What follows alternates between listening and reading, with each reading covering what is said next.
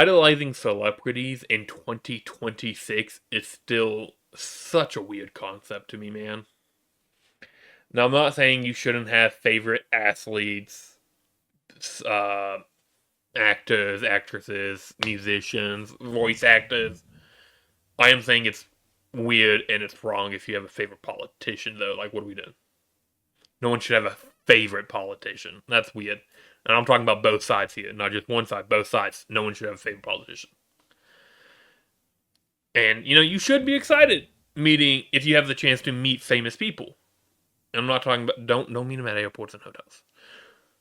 I've met a handful of famous voice actors in my life going to conventions. Roger Clark, aka Arthur Morgan, Colleen Klinkenbeard, aka Luffy and Teen Gohan, Yuri Lowenthal, Spider-Man, and Sasuke, and probably my favorite, because I'm a huge Attack on Titan fan, I have met Bryce Papenbrook. That's my guy. I was so excited to meet him. I geeked out. Everyone was super nice. And I know I was at conventions, but I've heard horror stories of people being a little up in the air, a little snooty, essentially a dick. But I digress. I digress. Now, the main reason for this video is because I was scrolling X last night. I don't like calling it X. I call it Twitter. I was scrolling Twitter the other day, actually, not last night, and I saw this video of WWE superstar Oba Femi. Oh!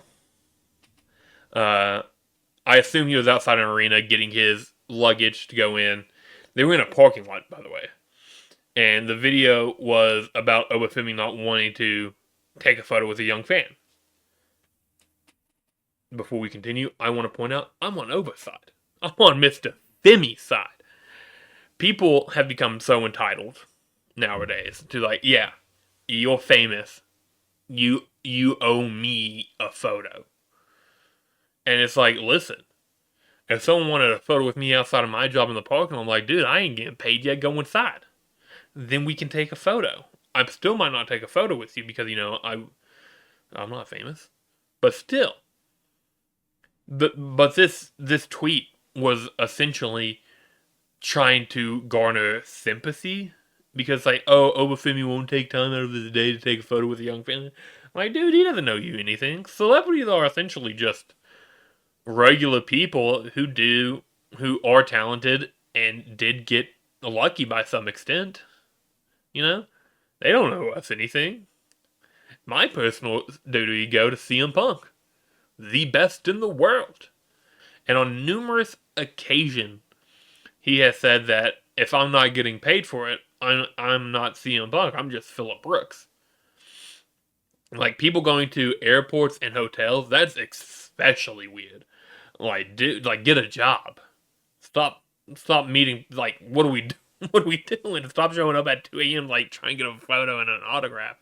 To sell on eBay.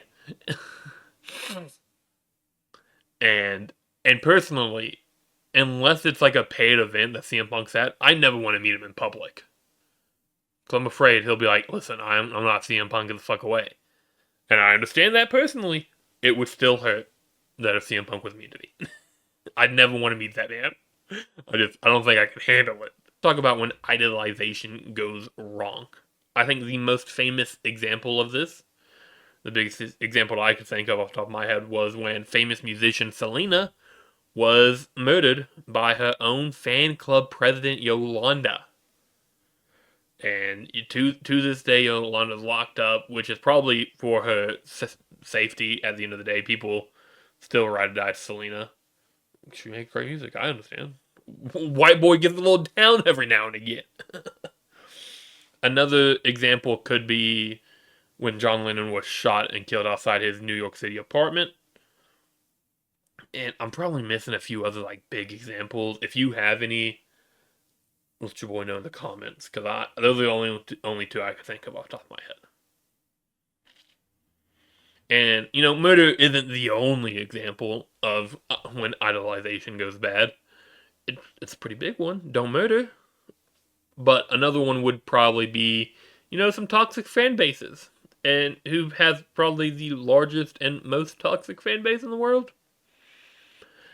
Obviously, we're talking about the Swifties, Taylor Swift fan base. Don't get me wrong, I like some of Taylor Swift's old music. We Belong, You Belong With Me, Love Story, Romeo and Juliet, or whatever the name is. I like it. If I hear it, I'm going to turn the radio up a little bit more. I like the newer stuff I don't really listen to. But let me tell you, that fan base is toxic as hell, man. Whether it's gatekeeping, like some of the more legit fans gatekeep, not legit fan, more of the deep. Swifties are basically a cult, you know. Some of them gatekeep to the extent it's like an old man seeing a young woman wearing an AC/DC t-shirt, and they go to him like, "Can you even name 5 songs that aren't popular? Can you name me some of them deep cuts?" One, what are we doing? It's a cool show, you know. That's not the point. Or maybe it's when a critic doesn't give every single song off a new album an 11 out of 10 certified hood classic banger mark, and, you know, the Swifties send them hate. It's like, we don't know about music. Or, you know, when Taylor Swift had a new boyfriend, every 6 months, some Swifties would go to that ex's page and, you know, harass him to the point where they would eventually like turn off their comments, and it's just like, I'm like, that's fucked up. Every time I do hear the name Taylor Swift, I do think about that one TikTok I've seen. It was outside an arena, and there was 3 girls because they couldn't get tickets to go in, and they're just chilling outside the arena because you can still hear the music, and a certain song play, and the girl in the middle, not even overreacting, just starts crying or some shit. I'm like, brother, what are we doing? Dude, Editor Ryan, play the clip. Play the clip, Editor Ryan. Go on.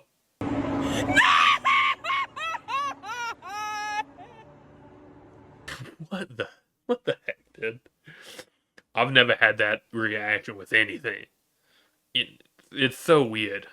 Parasocial relationships are becoming more and more and more of a problem every day, and it will eventually get to the point, if it hasn't already, that I think that it will eventually be considered a mental health disorder. With all the streamers, YouTubers, actors, actresses, musicians, all that, so much content to view, and people think that they're friends, you know.